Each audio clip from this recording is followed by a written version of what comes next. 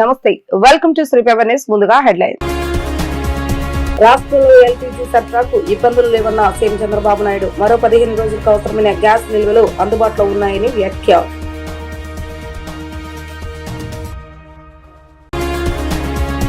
మంగళగిరిలోని Mayuri tech park భవనంలో AP EDB నూతన కార్యాలయం ప్రారంభించిన మంత్రి నారా లోకేష్. దేశానికి వచ్చిన ₹100 పెట్టుబడులు ₹25 ఏపీకి వచ్చాయని వెల్లడి. వైసీపీ నేతలపై మంత్రి అనగాని సత్యప్రసాద్ ఫైర్. వైఎస్ వివేక హత్యలో నిజం రాసేందుకు వైసీపీ తప్పిస్తుందని ఆగ్రహం.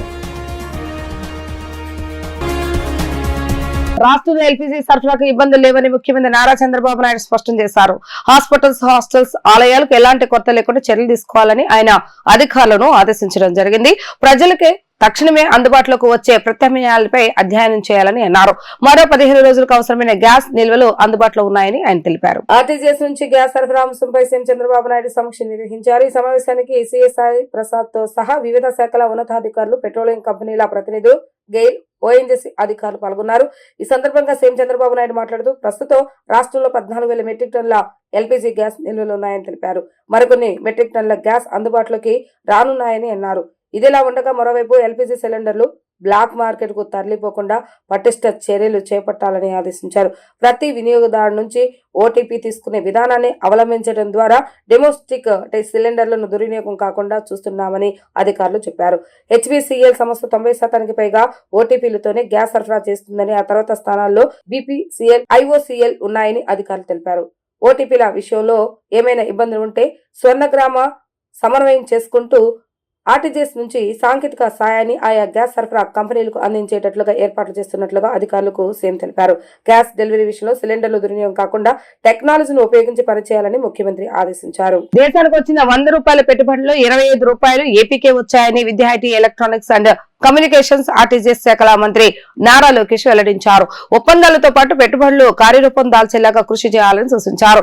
ఈ నెల 23వ తేదీన 2వ స్టీల్ సిటీకి శంకుస్థాపన చేస్తున్నామని తెలిపారు. ఇంతటితో తృప్తి పడకుండా ఎందుకు 5 స్టీల్ సిటీలు నిర్మించకూడదన్న లక్ష్యంతో పనిచేయాలని మంత్రి అన్నారు. మంగళగిరిలోని మయూరి టెక్ పార్క్ భవనంలో ఏర్పాటు చేసిన AP economic development board AP EDB నూతన కార్యాలయాన్ని మంత్రి నారా లోకేష్ ప్రారంభించారు. ఈ సందర్భంగా ఆయన మాట్లాడుతూ గత ప్రభుత్వం ఏపీ ఈడీబీని నిర్లక్ష్యం చేసిందని ఆరోపించారు. రాష్ట్రంలో 20 లక్షల ఉద్యోగాల కల్పనే సింగిల్ అజెండాగా ప్రభుత్వం ఏకైక లక్ష్యం కావాలని అన్నారు. గూగుల్, అసెలర్ మెటల్, టీసీఎస్, కాగ్నిజెంట్ వంటి ప్రపంచ ప్రఖ్యాత సంస్థలు ఏపీని ఎంచుకున్నాయన్న మంత్రి ఇప్పుడు మరింత స్పీడ్ పెంచాల్సిన అవసరం ఉందని తెలిపారు. రిలయన్స్ సిబిజీ ప్రాజెక్టు వల్ల పెద్ద ఎత్తున ఉద్యోగాలు వస్తున్నాయని తెలిపారు. ఇప్పటికే సుమారు 22 క్లస్టర్లు గుర్తించామని, వర్టికల్ ఇంటిగ్రేషన్, హారిజెంటల్ ఇంటిగ్రేషన్ పై దృష్టి సారించాలని సూచించారు. సాయికాంత్ గారు చెప్పినట్లు I think I'll speak in English because there are non-Telugu speakers also here. The most fundamental thing was EDB was forgotten. EDP did not exist when this government was elected back. So there was a lot of discussion, lot of debate. Where should EDB be housed? So the debate was whether it should be in industries, whether it should be in IT. But I, along with the Honorable Chief Minister's Secretary Karthikeya Mishra ji, believed that it should be in GAD. And the reason we brought it there is because this cuts across ministers and ministries. See, while industries Secretary Garu is here, there's a larger role. If you look at it, there is INI Secretary Garu here. There is Tourism Secretary. Then we'll have to now work with Energy Secretary. Then we have Health. We have, MSME, Education. So you cut across ministries. That puts greater responsibility on all of you.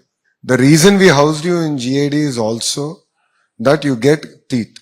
You can bite, you can run fast. That was the whole thought process in which it was created, incubated in GAD. Please understand that. Our single agenda of this administration is job creation. And if you notice it, 20 lakh jobs is our fulcrum of our manifesto. So it is honestly not about the MOUs we sign.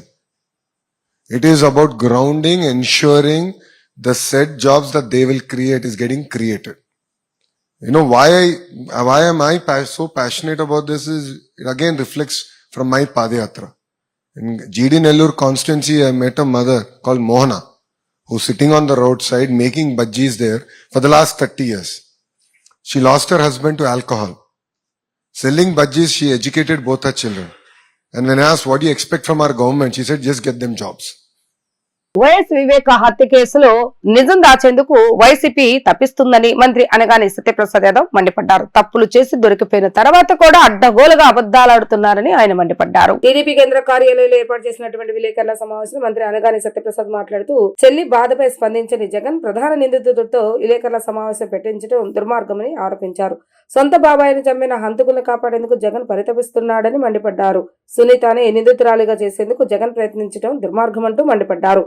వివేకాన్ని సోమిడిని జగన్ చేసిన కామెంట్లు మొదలుకొని ఆయన వ్యక్తిత్వాన్ని హననం చేస్తూ చేసిన వ్యాఖ్యల వరకు మంత్రి వీడియోలను ప్రదర్శించారు. కాగా రాష్ట్రంలోనూ రేపల్లిలోనూ వైసీపీ నాయకులు రౌడిజం చేస్తానంటే ఉపేక్షించేదే లేదని, చట్టం తన పని తాను చేసుకుంటూ పోతుందని ఆయన హెచ్చరించారు. అందరికీ నమస్కారం. ఏదైతే గౌరవనీయులు వైఎస్ వివేకానంద రెడ్డి గారి హత్య, ఆ కేసు దేశాన్ని కుదించేసింది.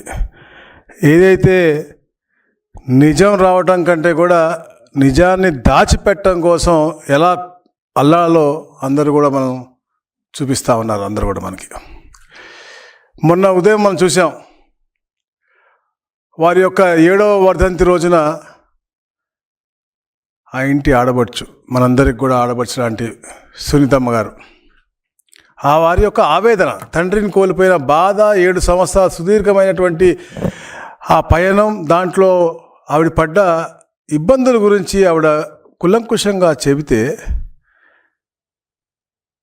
మాజీ ముఖ్యమంత్రి, ప్రతిపక్ష హోదా లేనటువంటి పార్టీకి నాయకుడు జగన్మోహన్ రెడ్డి స్పందించకుండా, అతను ఎవరైతే ముఖ్య అనుమానితుడున్నాడో ఈ హత్యలో, అతనితో ప్రెస్ మీట్ పెట్టించి మళ్ళా ఈరోజు, అంటే ఏది కూడా వీళ్ళు ఎప్పుడు కూడా నిజాలు చెప్పరు.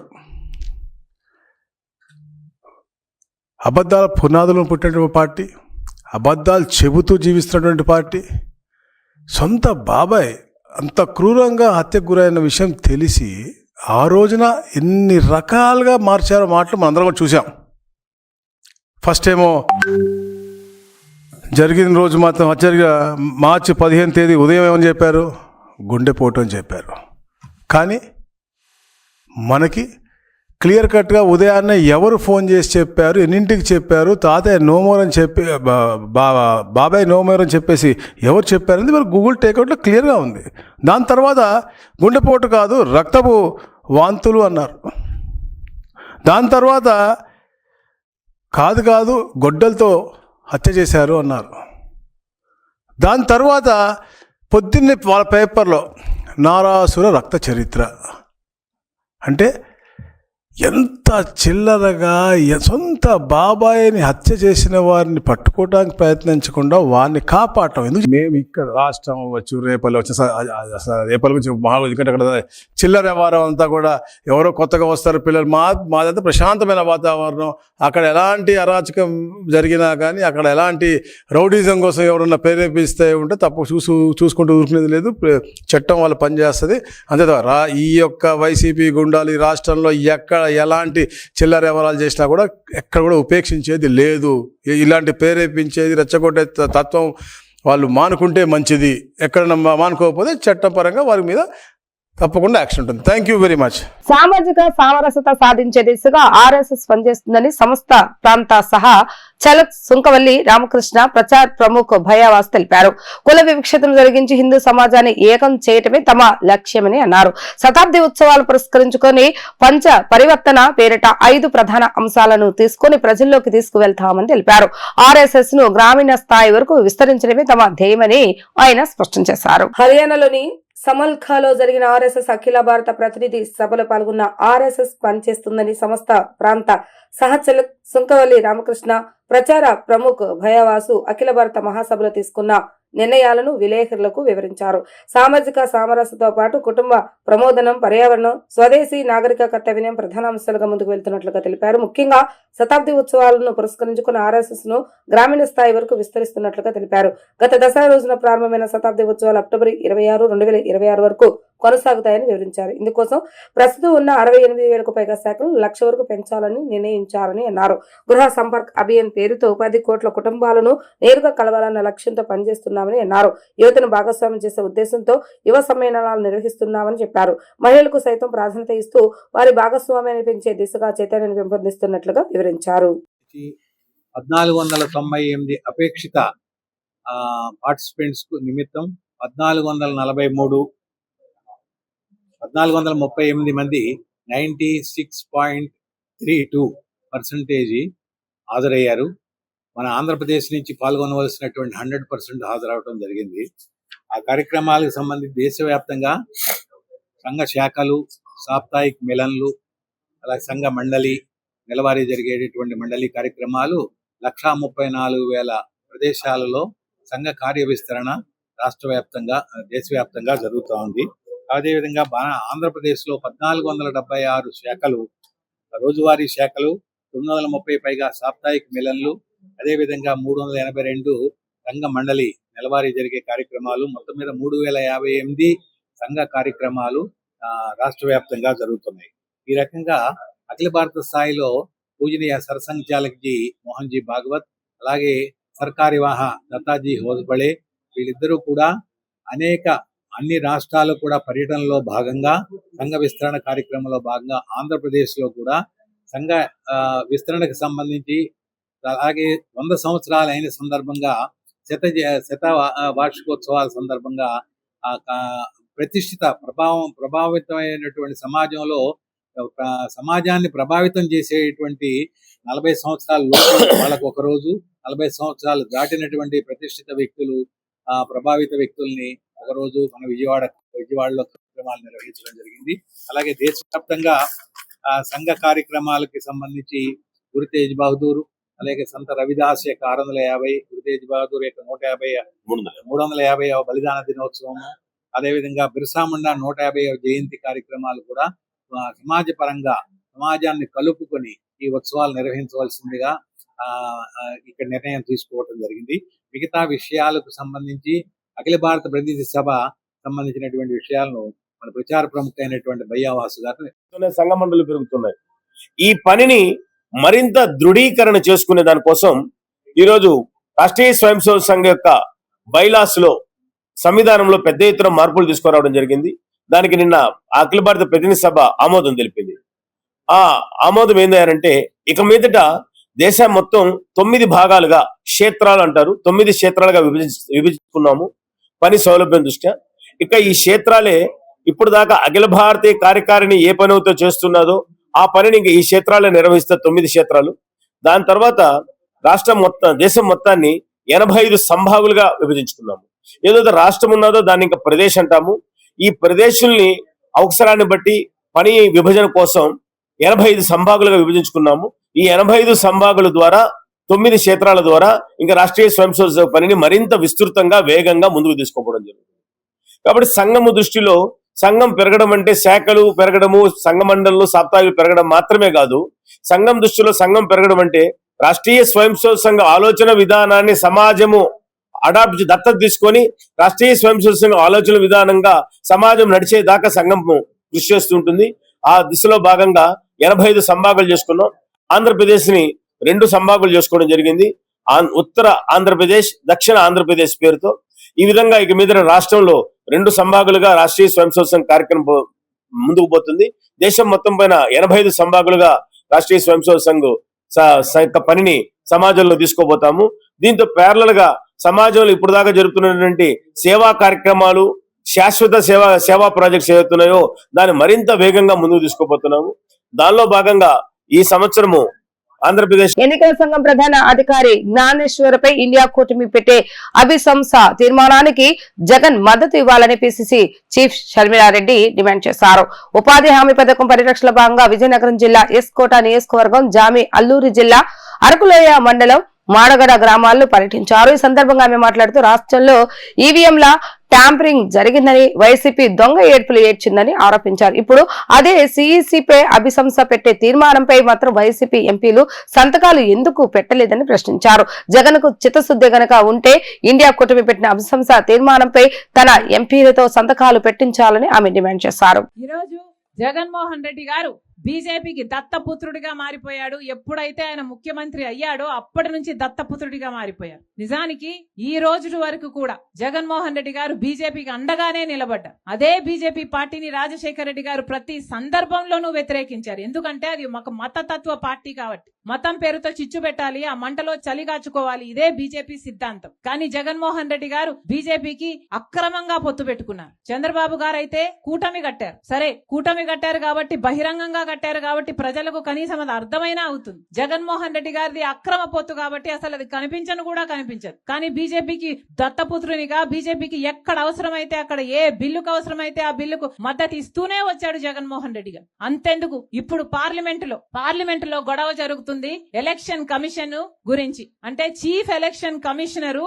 అక్రమాలకు పాల్పడ్డారు, ఓటర్ల లిస్టు పద్ధతిలో అక్రమాలకు పాల్పడ్డారు అని ఇండియా బ్లాక్ అంటే కాంగ్రెస్ పార్టీ, తృణమూల్ కాంగ్రెస్ ఇలాంటి పార్టీలు అన్ని కలిపి ఈయన మీద నో ట్రస్ట్ అన్నట్టుగా ఈయనని తొలగించాలి అని పార్లమెంటులో నోటీసులు కూడా ఇచ్చారు. కానీ దీనికి ఎంత మటుకు జగన్మోహన్ రెడ్డి గారు మద్దతు ఇస్తారో చూడాలి. ఇప్పటి వరకు జగన్మోహన్ రెడ్డి గారు బీదేడుపులు ఏడ్చారు. ఎలక్షన్లలో మేము ఓడిపోవడం అన్యాయం అన్నారు, ఈవీఎంలలో మోసం జరిగింది అన్నారు, అక్క చెల్లెమ్మలు నాకెందుకు ఓటేయలేదో అర్థం కావటం లేదన్నారు, పెన్షన్లు తీసుకుంటున్న వారు నాకెందుకు ఓటు పడలేదో అర్థం కావడం లేదన్నారు. మరి నిజంగానే జగన్మోహన్ రెడ్డి గారు ఈవీఎంలో అవకతవకలు జరిగాయి అని నమ్మితే మరి ఈ ఎలక్షన్ కమిషనర్ ఎవరైతే ఉన్నారో ఆయనను తొలగించడానికి ఇచ్చిన నోటీసులలో జగన్మోహన్ రెడ్డి గారు మద్దతు ఇవ్వాలి. కానీ జగన్మోహన్ రెడ్డి గారు మోడీకి దత్తపుత్రుడు కాబట్టి మద్దతు ఇవ్వరు. జగన్మోహన్ రెడ్డి గారికి ఈ విషయం మీద నిరూపించుకోవాల్సిన అవసరం ఉంది. నిజంగానే అవకతవకలు జరిగాయి అని మీరు నమ్మితే ఇప్పటికే బీజేపీ ప్రతి వ్యవస్థను తమ గుప్పెట్లో పెట్టుకుంది. సిబిఐ అయినా సరే, ఆర్బీఐ అయినా సరే, స్టాక్ ఎక్స్చేంజ్ అయినా సరే, ఈడీ అయినా సరే, ఇన్కమ్ ట్యాక్స్ అయినా సరే, ఆఖరికి ఎలక్షన్ కమిషన్ అయినా సరే, అన్నిటినీ తమ గుప్పెట్లో పెట్టుకుంది. కానీ ఒక్క నాయకుడు మాట్లాడటం లేదు. కారణం బీజేపీ అధికారంలో ఉంది, ఆ అధికారాన్ని వీళ్ళందరూ కూడా అనుభవిస్తున్నారు. కాబట్టి మళ్ళీ చెప్తున్నాం, జగన్మోహన్ రెడ్డి గారికి ఏ మాత్రం చిత్తశుద్ధి ఉన్నా ఆయన చిత్తశుద్ధిని నిరూపించుకోవాల్సిన సమయం వచ్చింది. టీటీడీ చైర్మన్ బిఆర్ నాయుడు కుటుంబంపై వైసీపీ రౌడీముఖ దాడి చేయడం సిగ్గుమాలిన చర్య అని శాప్ చైర్మన్ రవి నాయుడు ధ్వజమెత్తారు. తిరుపతిలో పక్కా పథకం ప్రకారం బిఆర్ నాయుడు కుటుంబంపై వైసీపీ రౌడీముఖులు దాడి చేశారని ఆయన మండిపడ్డారు. టీడీపీ కేంద్ర కార్యాలయంలో ఏర్పాటు చేసిన విలేకరుల సమావేశంలో టీటీడీ చైర్మన్ పై దాడిని తీవ్రంగా ఖండించారు. ఈ సందర్భంగా ఆయన మాట్లాడుతూ బిఆర్ నాయుడుపై వైసీపీ మూకల దాడిలో ప్రమేయం ఉన్న వాళ్లను వెంటనే అరెస్టు చేయాలని డీజీపీకి విన్నవించారు. వైసీపీ నాయకులు రౌడీలను పోగు చేసి వారికి బిర్యానీ, మందు పంచిపెట్టి దాడికి ఉసుగుల్పారని ఆరోపించారు. రాళ్లు కర్రలతో వారు బిఆర్ నాయుడు కుటుంబంపై విరుచుకుపడ్డారని పేర్కొన్నారు. ఈ ఘటనపై బిఆర్ నాయుడు కుటుంబ సభ్యులు చాలా ఆందోళనకు గురయ్యారని పేర్కొన్నారు. పోలీసులు చాకచక్యంతో వ్యవహరించి వారిని రక్షించారని తెలిపారు. వైసీపీ నాయకులే పథకం ప్రకారం ఈ దాడి చేయించారని విమర్శించారు. ఈ ఘటనతో వైసీపీ నాయకులు మరోసారి సంస్కారహీనులని రుజువైందని దుయ్యబట్టారు. ప్రింట్ మీడియా వారికి నమస్కారాలు తెలియజేసుకుంటూ, వైసీపీ నాయకులు కానీ నేతలు కానీ సంస్కారహీనులు, సంస్కారం తెలియని వాళ్ళని స్పష్టంగా మరొకసారి నిన్న తిరుపతి సంఘటనతో రుజువైంది. తిరుమల అంటే పవిత్రతకు మారిపేరు. కళ్యాణ వెంకటేశ్వర స్వామన్న, కలియుగ ప్రత్యక్ష దైవం అన్న ఎప్పుడు నిత్య కళ్యాణం, అందరూ ఆనందంగా ఉండాలి, మంచి జరగాలి అనే విధంగా ఆ ప్రాంతం దేదీప్యమానంగా విరజిల్లుతుంది. పవిత్రత విషయంలో అక్కడికి వస్తే మనసు ప్రశాంతంగా ఉంటుంది.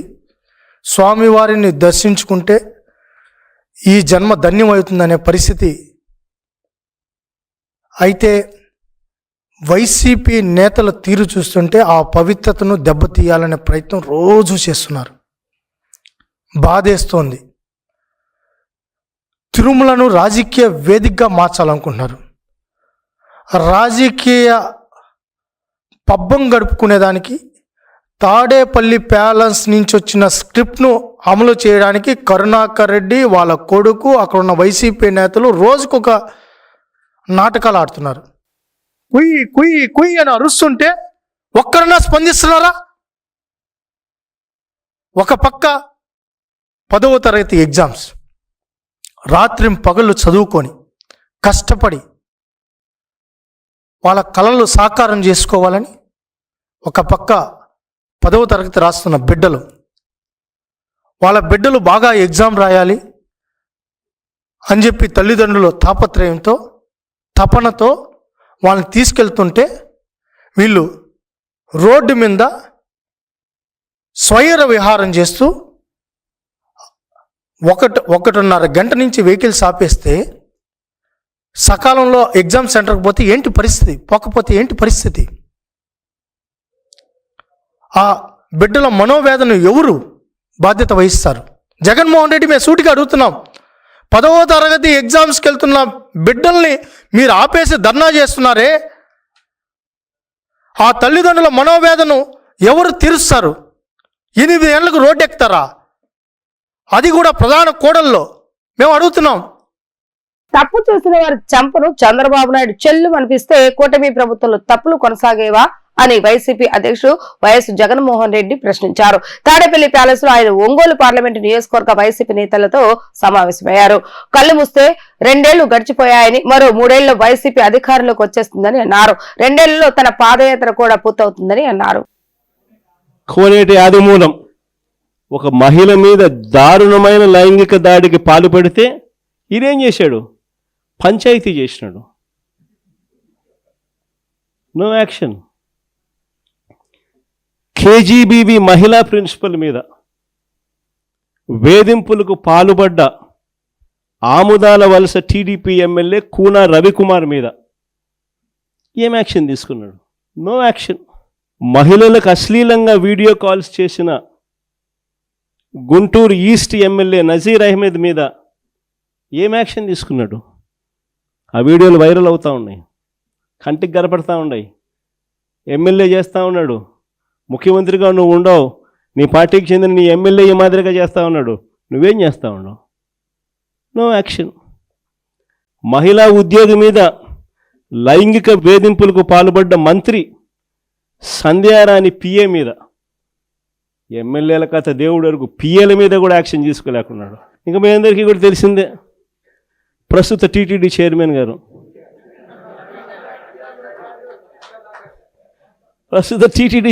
గారు, ఆయననైతే ఒక మహిళను మోసం చేసి వీడియోతో ఫోటోలతో అడ్డంగా దొరికిపోయినా కూడా నో యాక్షన్.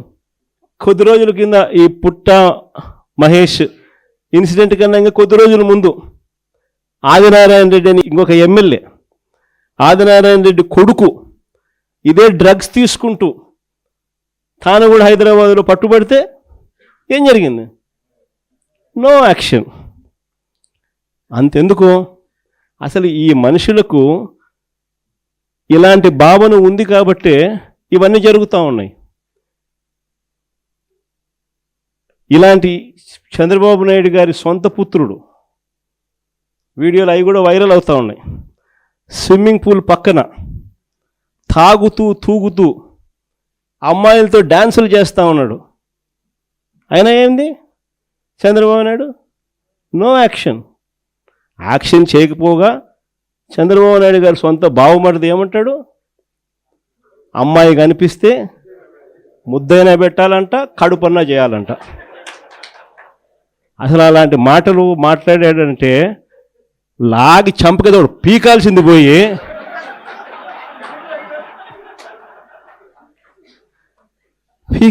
పోయి హహహహ నవ్వుతారు.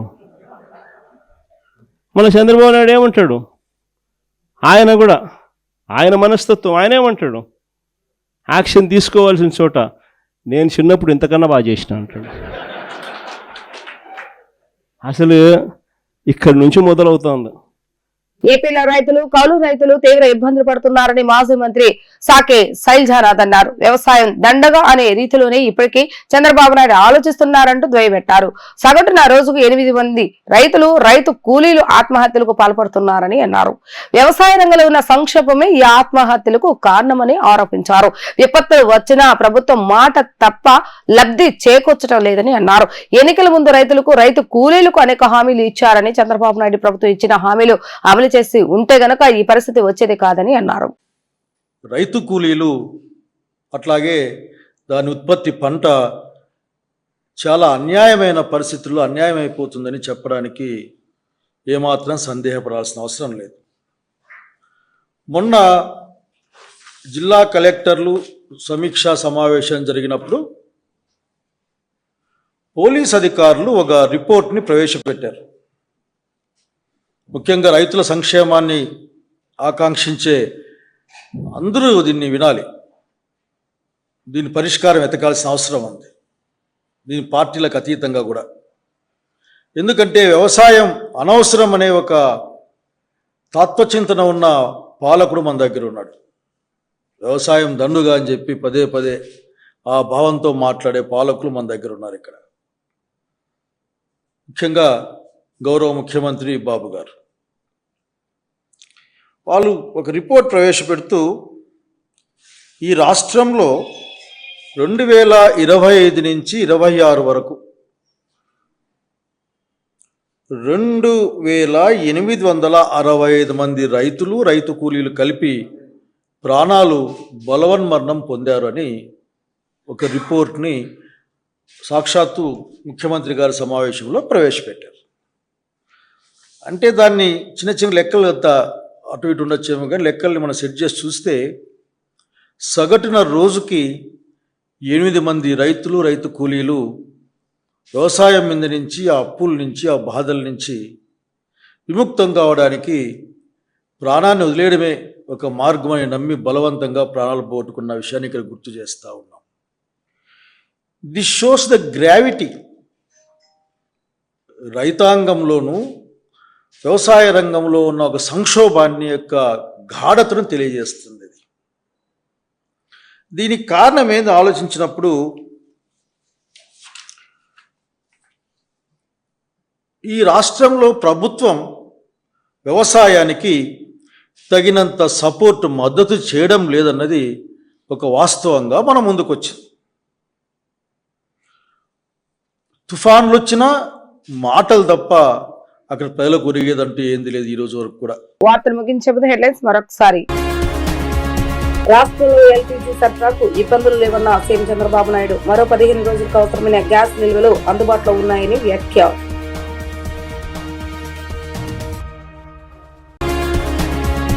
మంగళగిరిలోని మయూరి టెక్ పార్క్ భవనంలో ఏపీ ఈడీబీ నూతన కార్యాలయం ప్రారంభించిన మంత్రి నారా లోకేష్. దేశానికి వచ్చిన ₹100 పెట్టుబడులు ₹25 ఏపీకి వచ్చాయని వెల్లడి.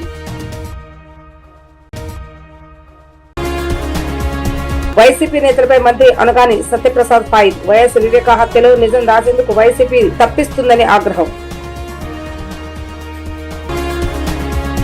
ఇవి ఈ రోజు వార్తా విశేషాలు. మరలా తిరిగి ప్రసారమైన వార్తల్లో మళ్ళీ కలుద్దాం. అందరికీ సెలవు. నమస్కారం.